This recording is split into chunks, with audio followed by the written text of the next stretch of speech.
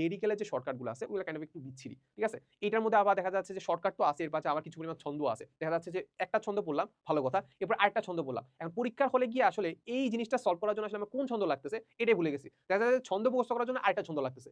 তাও দেখাই তোমাকে আসলে আমাদের এইটা আসলে শর্টকাটটা কেমন হয়। তো শর্টকাটটা এমন হয়, ধরো আমি চিন্তা করলাম যে একটা স্কেলার রাশি লিখলাম কি স্কেলার রাশি। ঠিক আছে? স্কেলার রাশি। এখন দেখো স্কেলার রাশিতে কি আছে? স্কেলার রাশিতে কি আছে? ক আছে। তাহলে হচ্ছে ক তে কাজ। তাহলে কাজ একটা স্কেলার রাশি। মেডিকেলের শর্টকাট কাইন্ড অফ এমন হয়। ঠিক আছে? সো এটা কিছু হইলো বলো তো?